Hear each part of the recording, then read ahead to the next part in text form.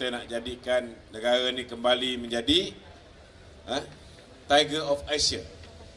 Tapi bagi dia 22 bulan jadi pussycat. Kan? Saya nak beritahu, cheese dia ialah kestabilan. Orang hanya akan datang bawa dia punya duit, melabur di Malaysia, foreign direct investment akan naik kalau kita ada sebuah kerajaan yang stabil. Kalau kerajaan tu tak stabil, pelabur berani tak letak duit dia dekat bank yang kita tahu bila-bila masa boleh tukar CEO, bila-bila masa boleh tukar, owner ada. Orang takkan berani. Sama jugalah, negara pun macam bank juga. Negara pun macam syarikat juga. Siapa nak letak duit dekat syarikat yang belum tahu bila-bila masa dia boleh tukar orang. Apa bezanya kita dengan mereka? Kita ada 148. Dan hari ini saya nak beritahu dengan saudara, bukan hanya kerana soal 148. Hari ini rakyat Malaysia ni berbilang kaum. Kita ada orang Melayu, kita ada orang India, kita ada orang Cina, kita ada Bumiputra Sabah Sarawak, kita ada banyak bangsa-bangsa lain. Kalau kita tengok orang Melayu, saya nak beritahu tuan-tuan, orang Melayu berpecah tiga. Ada yang bersama dengan Perikatan Nasional, ada yang bersama dengan Barisan Nasional, ada yang bersama dengan Pakatan Harapan. Betul tak? Ini apa yang berlaku dalam pilihan raya lepas. Tapi di mana letaknya majoriti orang Melayu? 45% bersama dengan PAS dan Bersatu. Tetapi 55% orang Melayu pada pilihan raya umum yang lepas bersama dengan BN dan PH. Hari ini kalau kita fikir dengan otak kita yang waras, 74 orang yang diorang ada ni 1/3. Boleh tak dapat undi daripada masyarakat India dan Cina? Boleh. Kalau dapat pun mungkin 1 atau 2%. Okey? Maknanya, tuan-tuan, potensi yang ada kepada gabungan BN dan PH ini jauh lebih stabil. Sebab pertama, orang Melayu lebih 55% ataupun lebih kurang 54% bersama dengan kita pada pilihan raya lepas. Sebelum mereka tahu kita sudah memerintah sekarang, keyakinan itu akan bertambah. Okay? Tetapi pada pilihan raya yang lepas, tuan-tuan, 98% masyarakat bukan Melayu bersama dengan Pakatan Harapan. Hari ini UMNO ni, walaupun kita kena sabotaj dan sebagainya, kita tinggal 26 kursi. Tetapi kena ingat, UMNO parti orang Melayu paling besar, malah parti paling besar di dalam negara. PH, parti bukan Melayu yang mendapat sokongan daripada 96% yang keluar mengundi bukan Melayu pada pilihan raya lepas. 98% sokong PH. Dua ni digabungkan, tuan-tuan, mana kursi yang BN dan PH tak boleh menang. Semua kursi marginal kita boleh menang. Semua kursi yang 80, kalaupun susah untuk kita menang, mungkin kursi-kursi di Kelantan yang 90% Melayu. Di Johor 90% Melayu, UMNO masih boleh menang, BN masih boleh menang, PH pun boleh menang. Kalau dulu BN nak bertanding, UMNO nak bertanding, kita cari kursi Melayu. Sekarang dengan gabung bersama dengan PH, kita tak takut lagi kalau ada bukan Melayu ramai dalam sesuatu kawasan. Sama juga dengan PH. Gabungan ini juga win-win situation bagi PH.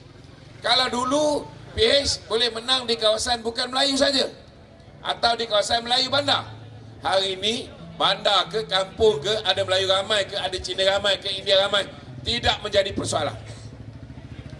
Hari ini kalau nak tengok foreign direct investment masuk balik ke dalam negara kita, dengan adanya foreign direct investment, kita boleh kukuhkan balik nilai ringgit, kita boleh naikkan balik Bursa Saham Kuala Lumpur, kita boleh mewujudkan peluang pekerjaan, kita boleh memperkukuhkan kedudukan ekonomi kita, saudara, yang akhirnya kita ada lebihan tunai untuk dipulangkan balik kepada rakyat. Tuan-tuan kena pilih satu coalition yang boleh menjamin kestabilan politik. Ini penting. Dan ini ada hanya pada BN dan PH dan juga kawan-kawan di Sabah Sarawak yang lebih kurang 19 parti politik yang membentuk kerajaan perpaduan. Tuan-tuan, 2027 sekiranya ada lagi rakyat yang buta matanya seperti mana 4.2 juta yang mengundi Perikatan Nasional pada pilihan raya umum yang lepas, saya nak beritahu tuan-tuan, mereka hanya akan dapat tidak lebih daripada 1/3 dan mereka akan kekal tidak boleh memerintah. Sebab kalau nak memerintah dengan stabil di dalam negara ini, mereka perlukan semua rakyat, tak kira Melayu, India, Cina, Kadazan, Dusun, Dayak, Lumbawang, Iban, semua kena sokong kerajaan itu. Barulah kerajaan itu akan menjadi stabil, tuan-tuan. Macam saya sebut tadi, worst case scenario, kalau kita kalah sekalipun, kalau pun mereka ni tuan-tuan tak cukup satu kursi, saudara, tiba-tiba ada wakil rakyat daripada BN 15 orang letak jawatan, mereka tetap tak boleh tubuh kerajaan. Kalau pun mereka dapat 112 orang, mereka boleh tubuh kerajaan. Saya nak cerita ni, macam dulu yang masa Haji Hadi cakap dah cukup jumlah bila dia curi 10 orang daripada BN. Dia tak sedar bahawa lepas ada Akta Lompat Parti tak boleh curi. Kalau pun 10 orang daripada BN ini campur 23 orang yang ditipu oleh Hishamuddin Tun Hussein bersama dengan Muhyiddin Yassin, mereka cuma ada 115 orang, tuan-tuan. Saya nak tanya dengan tuan-tuan, bila kerajaan hanya ada 114 orang zaman Muhyiddin Yassin, stabil tak? Stabil tak stabil? Akhirnya Muhyiddin kena letak jawatan tak? Bila kerajaan digantikan dengan Ismail Sabri, stabil tak stabil kerajaan tu? Tak stabil. Saudara, itu sebab hari ini saya nak beritahu tuan-tuan, peluang untuk kita kembalikan Malaysia menjadi sebuah negara yang gemilang, inilah pasukan yang paling baik, tuan-tuan. Pasukan yang dipimpin oleh Datuk Seri Anwar digandingkan dengan Datuk Seri Zahid dan juga YB Fadilah. Inilah pasukan yang ada pengalaman, yang tahu macam mana nak tarik pelabur, yang tahu macam mana nak pulihkan hubungan diplomatik kita dengan negara-negara jiran, dengan negara-negara besar, kan? Bukan macam Mahathir, dengan India dia cek pasal, dengan Amerika dia cek pasal, dengan China pun dia cek pasal. Kalau dengan semua orang dia cek pasal, apa nak jadi dengan negara kita? Jahanam runtuh, tuan-tuan. Itu sebabnya penting untuk kita pastikan pilihan raya ni dah tentu-tentu tak boleh ubah kerajaan di pusat. Jadi buat apa kita nak biarkan Pulau Pinang jadi anak tiri? Buat apa kita nak biarkan Kedah, Kelantan, Terengganu menjadi anak tiri, tuan-tuan? Kita kena kembalikan Kedah, Kelantan dan Terengganu kembali menjadi kerajaan yang selari dengan kerajaan pusat supaya mereka tidak dianaktirikan. Kita tak kata kita nak anaktirikan. Kita tengok PMX turun di Kelantan, walaupun bukan negeri di bawah kita, kita tetap bagi bantuan lebih kurang 1.7 bilion untuk selesaikan masalah air. Tetapi tuan-tuan, kita pernah juga bagi duit kepada PAS dalam bentuk royalti minyak. Apa jadi? Sehingga hari ini, tuan-tuan, daripada tahun 1999, royalti minyak yang kita berikan kepada mereka, mereka tak boleh nak beritahu ke mana mereka spend duit itu. Kalau kita nasib tak baik, duit yang PMX nak bagi 1.7 bilion itu kepada negeri Kelantan untuk selesaikan masalah air, kalau dengan duit sikit kita bagi beberapa puluh juta pun, mereka boleh pakai Mercedes, tuan-tuan. Tilap-tilap, silap-silap dengan 1.7 bilion, mereka tukar semua Esco dengan menteri besar, tak pakai Ferrari, mereka pakai Range Rover semua. Jadi tuan-tuan, untuk memulihkan ekonomi dan negara kita ini. Assalamualaikum warahmatullahi wabarakatuh. Sekiranya ada. Jika tak ada, kita nak terus ke penggulungan para panel pada hari ini. Okey, alright. Jadi Datuk Lokman maklumkan dia dah gulung tadi. Jadi kita terus ke sesi penggulungan. Kita mulakan mungkin dengan Saudara Fazli. Sedikit harapan untuk mengundi anak muda di Pulau Pinang. Silakan. Baik, terima kasih. Harapan saya utamanya kepada anak muda. Kita dah tengok penceramah panel-panel kita pada hari ini berdialog, berkongsi, berceritakan, menerangkan kepada rakyat bagaimana suatu kerajaan itu, pentingnya kerajaan itu ditubuhkan, pergabungan ini dan aspirasi kepada anak muda. Dan kita dah dengar macam-macam cerita.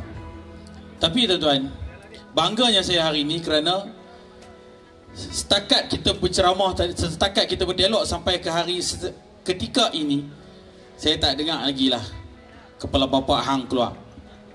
Orang tu tak cukup inci. Ya. Ini perbezaan kita.